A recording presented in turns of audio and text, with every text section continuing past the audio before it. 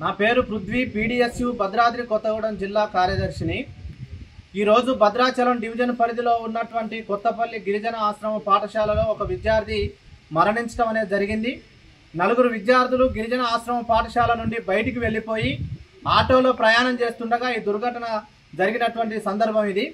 కాబట్టి 4 విద్యార్థులు గిరిజన ఆశ్రమ పాఠశాల నుండి పోతున్నటువంటి క్రమంలో ఎటువంటి సమాచారం లేకుండా హాస్టల్ నుండి బయటికి పోతున్నటువంటి విద్యార్థులని గుర్తించి నిలుపుదల చేయాల్సినటువంటి హెచ్ఎం బయటికి పోతున్నా పట్టించుకోకుండా నిర్లక్ష్య వైఖరి అవలంబించడం మూలంగా విద్యార్థులు బయటికి పోయినటువంటి పరిస్థితి ఉంది.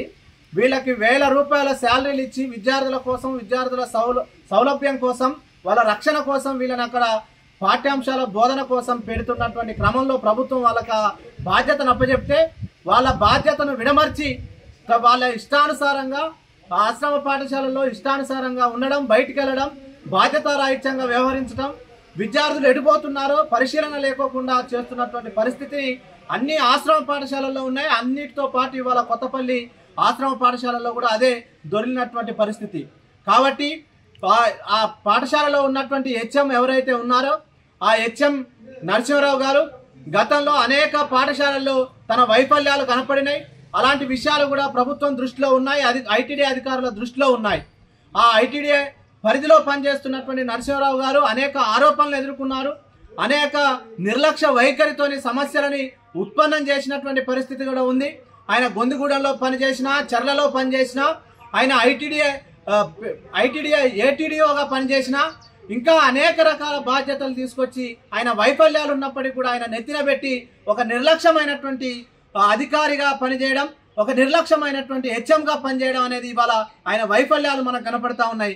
కాబట్టి ఈ ఐటీడీఏ వ్యవస్థలో గిరిజన ఆశ్రమ పాఠశాలలో సమర్థవంతులని నియమించాల్సినటువంటి అవసరం ఉంది.